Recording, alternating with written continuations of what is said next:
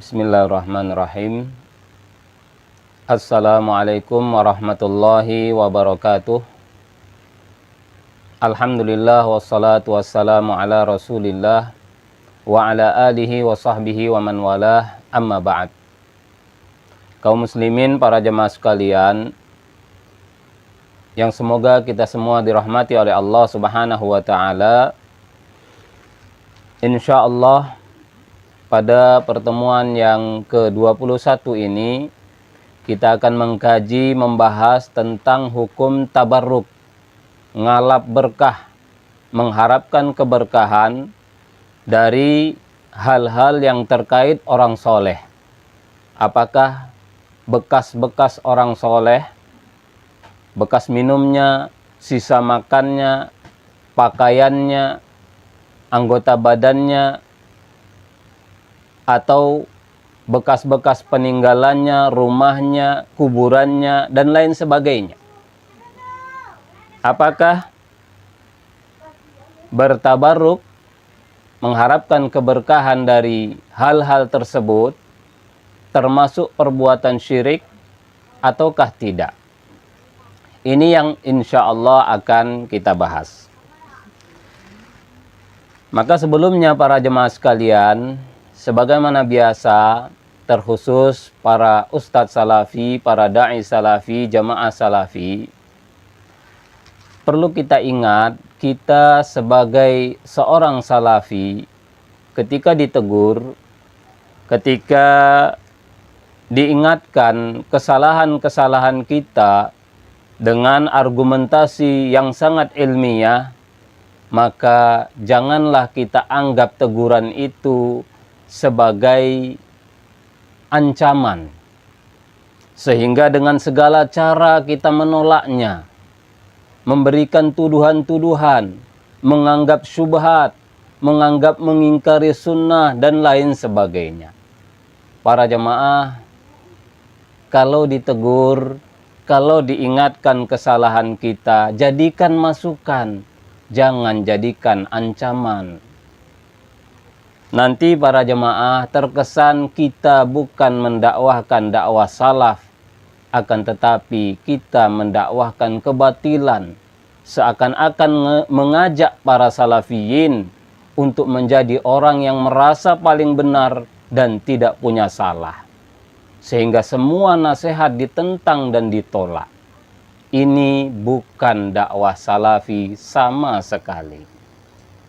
Nah, para jemaah sekalian, di antara kesalahan kita yang perlu kita perbaiki adalah cukup sering para ustadz kita, para ustadz salafi mengatakan bahwa tabarruk, ngalap berkah dengan benda-benda, anggota badan, atau hal-hal yang terkait orang soleh selain Nabi, cukup sering kita anggap atau ustadz kita menganggap itu kesyirikan atau bisa mengantarkan kepada kesyirikan. Para jemaah sekalian, memang betul sebagian ulama kita ada yang berpendapat seperti itu. Namun kita seorang da'i, antum orang berilmu, janganlah hanya menerima begitu saja. Coba dipelajari pendapat tersebut. Para jemaah yang dimuliakan oleh Allah, kalaulah bertabarruk, ngalap berkah, mengharapkan keberkahan dari bekas-bekas orang soleh dan yang semisalnya itu termasuk syirik atau bisa mengantarkan kepada kesyirikan, niscaya mustahil Nabi kita Muhammad sallallahu alaihi wasallam membiarkan para sahabat bertabarruk, ngalap berkah kepada beliau. Mustahil para jemaah. Seandainya tabarruk, ngalap berkah itu termasuk syirik atau bisa mengantarkan kepada kesyirikan, mustahil Nabi biarkan. Nabi adalah orang yang paling khawatir, yang paling berhati-hati dari segala bentuk kesyirikan. Nabi adalah orang yang paling berhati-hati dari segala perkara yang bisa mengantarkan kepada kesyirikan. Jika tabarruk ngalap berkah itu bisa mengantarkan kepada kesyirikan, mustahil Nabi membiarkan para sahabat bertabarruk dengan bekas-bekas beliau. Sehingga para jemaah dapat kita fahami, tabarruk ngalap berkah sama sekali bukan syirik, bukan jalan menuju kesyirikan. Sekarang kita lihat dalil-dalilnya. Pertama, an Abi Juhaifah qala kharaja alaina Rasulullah sallallahu alaihi wasallam bil hajirati fa utiya biwudu'in fatawadda'a faja'ala an-nasu ya'khuduna min fadli wudu'ihi fayatamassahuna bihi. Rawahul Bukhari.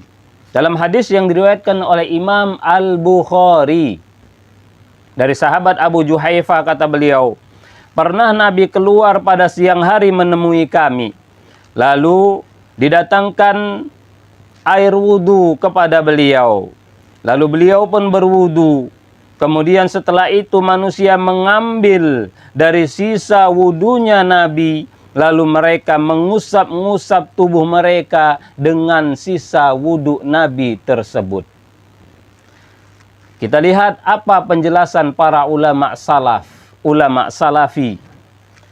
Imam An-Nawawi dalam kitab beliau Syarh Muslim mengatakan, fihi tabarruku bi atharis salihina wa isti'malu fadli tuhurihim wa ta'amihim wa syarabihim wa libasihim.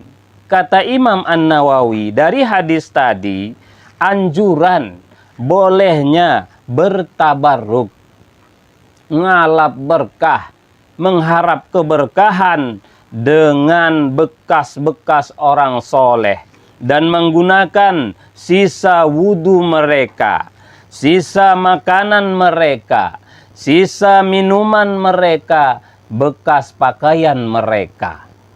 Para jemaah, Imam An-Nawawi, seorang ulama besar Ahlus Sunnah Salafi Mutaqaddimin, mengatakan dari hadis tadi dianjurkannya, bolehnya bertabarruk dengan orang soleh selain Nabi. Jadi hadis tadi sama sekali tidak khusus untuk Nabi, menurut Imam An-Nawawi.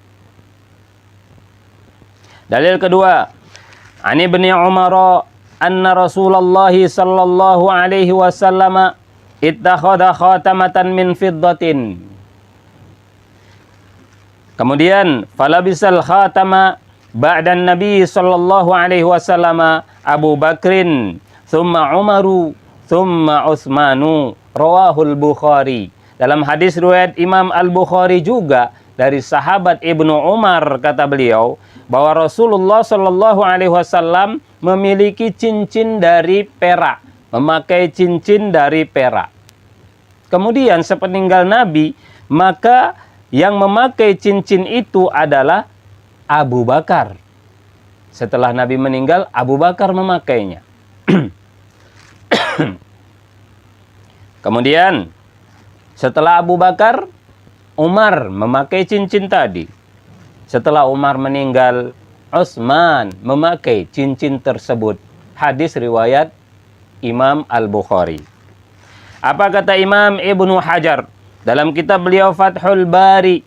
Wa fihi isti'malu atharis salihina wa libasu malabisihim ala jihati tabarruki. Di hadis tadi menunjukkan dianjurkannya, bolehnya menggunakan bekas-bekas orang soleh dan pakaian dan memakai pakaian-pakaian mereka dalam rangka bertabarruk, ngalap berkah. Imam Ibnu Hajar, seorang ulama besar Ahlus Sunnah Salafi, memahami hadis itu tidak khusus. Boleh bertabarruk tidak hanya bekas-bekasnya Nabi, tapi juga bekas-bekas orang soleh yang lain. Para jemaah, hadis itu fahamilah dengan pemahaman ulama salaf ulama ahlus sunnah, khususnya dari kalangan mutaqaddimin, ulama terdahulu. Jadi sama sekali tabarruk, ngalap berkah tidak syirik. Sama sekali bukan jalan menuju syirik. Malah dianjurkan. Kenapa antum katakan syirik, Ustadz? Hanya karena ada ulama berpendapat, ulama belakangan. Kemana ilmu antum, Ustadz? Kemana ilmu antum? Kenapa hanya fanatik, buta yang ada? Tidak bisa mengkaji dengan ilmiah. Malu kita, Ustadz, malu. Sebagai da'i salafi yang merasa berada di atas kebenaran, ternyata tidak bisa berpikir dengan ilmiah. Dalil ketiga, an Anasin qal, lamma rama Rasulullah sallallahu alaihi wasallam wa halaqa da'a Aba Talhata fa'atahu Aba Talhata faqal iqsimhu bainan nasi, rawahu Muslim. Dalam hadis riwayat Muslim dari sahabat Anas bin Malik, beliau berkata, ketika Nabi selesai melontar jumrah, kemudian Nabi mencukur gundul rambutnya. Setelah itu Nabi panggil sahabat Abu Talhah. Lalu Nabi berikan bekas rambut yang sudah dipotong tadi kepada Abu Talhah. Kemudian Nabi berkata, bagikan rambut tersebut kepada manusia. Rambut Nabi bagi kepada manusia. Nabi yang nyuruh bagi. Untuk apa? Imam Asy-Syaukani dalam kitab beliau Nailul Autar, beliau mengatakan, fihi masyru'iyyatut tabarruki bisya'ri ahlil fadli wa nahwihi. Dari hadis tadi menunjukkan dianjurkannya bertabarruk ngalap berkah dengan rambutnya orang-orang yang punya keutamaan dan semisal mereka. Tidak khusus hanya rambut Nabi para ustadz, kata Imam Asy-Syaukani dan ulama-ulama tadi. Mereka lebih berilmu dari kita semua, lebih faham hadis Nabi. Jadi ketika sahabat tidak mengamalkan kepada sahabat lain, bukan berarti syirik, bukan berarti jalan menuju syirik. Para jemaah, jangan terlalu dangkal dalam berpikir. Yang terakhir para jemaah adalah pengamalan ulama salaf imam madhab. Penjelasan ulama salaf imam madhab. Imam Ahmad, ulama besar ahlus sunnah salafi, yang menjadi panutan paling utama dari semua ustadz-ustadz salafi. Mari para jemaah, buka mata, buka telinga, buka hati. Dalam kitab Al-Ilalu wa Ma'rifatur Rijal, kumpulan dari ucapan-ucapan Imam Ahmad yang diriwayatkan oleh anak beliau Abdullah.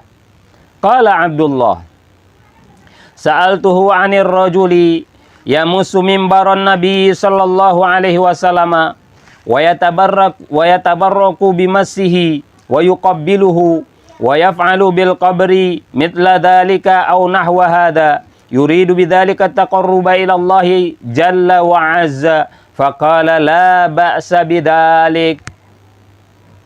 Kata anak Imam Ahmad Abdullah, aku bertanya kepada bapakku Imam Ahmad tentang seorang laki-laki yang dia mengusap-ngusap mimbar Nabi. Mimbar Nabi, benda yang ada kaitannya dengan orang soleh. Nabi sering duduk berceramah di mimbar tersebut. Dia usap-usap, wa yatabarraku, dan dia bertabarruk ngalap berkah, bimasihi, dengan mengusap-ngusap itu, wa yuqabbiluhu, dan dia cium mimbar tadi juga dalam rangka tabarruk ngalap berkah. Wa yaf'alu bil qabri, dan orang itu lakukan pula pada kubur Nabi, bukan hanya mimbar. Mithla dzalik, seperti itu juga dia usap-usap, dia cium kubur Nabi atau dinding kubur Nabi. Para jemaah, semua yang terkait dengan orang soleh itu penuh dengan berkah. Maka ketika kita mengharapkan keberkahan dari hal-hal tersebut, benda-benda tersebut, itu boleh, malah dianjurkan menurut ulama-ulama salafi tadi. Bahkan Imam Ahmad ditanya oleh anaknya, yuridu bidzalika taqarruba ilallah. Dia inginkan dengan mengusap-ngusap tabarruk tadi agar bisa lebih dekat kepada Allah Jalla wa Azza. Apa kata Imam Ahmad? Faqala la ba'sa bidzalik, kata Imam Ahmad, tidak mengapa, boleh. Memang Imam Ahmad tidak mengatakan dianjurkan, namun boleh. Sedangkan ulama-ulama lain mengatakan dianjurkan, karena ini kiaskan kepada perbuatan Nabi. Para ustadz yang mengkias itu ulama-ulama salafi mutaqaddimin yang lebih ngerti, lebih faham tentang hadis Nabi dibanding kita semua, dibanding antum semua, bahkan dibanding ulama salafi di zaman ini. Kenapa hanya karena penjelasan segelintir ulama salafi zaman sekarang lalu antum telan bulat-bulat dan antum semburkan kepada kaum muslimin sehingga sangat menyakiti hati umat Islam? Berlapang dadalah Ustadz. Kalau antum memilih pendapat yang lain silahkan, namun jangan sembunyikan ilmu, nanti antum akan menyesatkan umat. Sampaikan ini perbedaan ulama. Bahkan mayoritas ulama ahlus sunnah salafi terdahulu justru menganggap itu dianjurkan, bertabarruk, ngalap berkah dengan benda-benda atau anggota badan orang soleh. Termasuklah kuburan, karena semua yang terkait orang soleh itu penuh berkah, Allah yang memberikannya. Bukan benda itu. Benda itu tidak bisa mendatangkan keberkahan sama sekali. Umat Islam semua tahu itu. Allah yang mendatangkannya. Ketika Allah sudah beri keberkahan kepada benda-benda tadi, maka mereka mengharapkan yang sudah ada. Itu tidak syirik, malah dianjurkan. Dalilnya sangat jelas. Tubuh Nabi penuh keberkahan dari Allah. Sahabat mengharapkannya, itu tidak syirik. Karena bukan Nabi yang mendatangkan keberkahan itu, tapi Allah. Di diri Nabi, di segala hal yang terkait Nabi, sisa-sisa peninggalan Nabi, penuh berkah. Kaum muslimin mengharapkan itu, maka itu tidak syirik. Begitu juga orang-orang soleh. Nah, demikian para jemaah, sebenarnya banyak sekali dalilnya, bukan hanya ini. Dan banyak sekali ulama salafi ahlus sunnah khususnya terdahulu, bahkan ulama salaf, menegaskan bahwa bertabarruk, ngalap berkah kepada orang soleh boleh. Dan bahkan para jamaah, para ustadz, tidak ada satupun ulama salaf di 3 generasi, tidak ada satupun yang mengatakan ngalap berkah, bertabarruk dengan benda, dengan anggota badan, sisa-sisa orang soleh syirik atau bisa mengantarkan kepada syirik. Tidak ada para ustadz. Kalau ada tolong antum kirimkan. Tidak ada satupun ulama salaf di 3 generasi, sahabat, tabi'in, tabi'ut tabi'in mengatakan tabarruk kepada orang soleh itu syirik. Tabarruk kepada orang soleh itu bisa menuju syirik. Tidak ada. Kenapa antum berpendapat seperti itu? Antum mengaku salafi, pendapat antum sama sekali bukan pendapat ulama salaf. Berarti sebenarnya antum ini bukan salafi, Ustaz. Kita ini berbohong ngaku salafi. Berpendapat ternyata bukan pendapat salaf, pendapat ulama zaman sekarang. Itu pun segelintir. Maka mari lapangkan dada kita, Ini nasihat, sekali lagi para ustadz, para jemaah, nasihat teguran. Ketika kesalahan kita ditegur, ketika kesalahan kita diingatkan, jadikan masukan para ustadz. Jangan antum anggap syubhat, jangan antum anggap nasihat itu berarti ingin menentang sunnah. Sunnah apa ustadz? Kesalahan antum yang diingatkan, antum katakan menentang sunnah. Itu namanya antum ingin menyesatkan umat. Kesalahan ditegur kok dikatakan menentang sunnah. Antum salah. Mari kita perbaiki kesalahan kita, lapangkan dada kita. Jangan sampai menyampaikan satu pendapat yang kita tahu, kemudian kita tidak peduli dengan pendapat ulama yang lain. Terlebih lagi pendapat ulama salaf kita campakkan hanya karena pendapat ulama belakangan. Ditambah lagi pendapat itu malah menimbulkan keresahan, menyakiti hati umat Islam, bertumpuk-tumpuk kesalahan antum para ustaz. Kalau ditegur itu semangatlah menerima teguran dan nasihat. Jangan tutup telinga, jangan tutup hati. Allahu a'lam bishawab. Semoga ini bermanfaat, benar-benar teguran, lapangkan dada, tambah wawasan, tambah ilmu. Kita bukan orang yang sempurna, kita masih banyak kesalahan. Jangan pernah merasa paling benar, jangan pernah merasa tidak punya salah. Kalau ditegur, terimalah dengan lapang dada.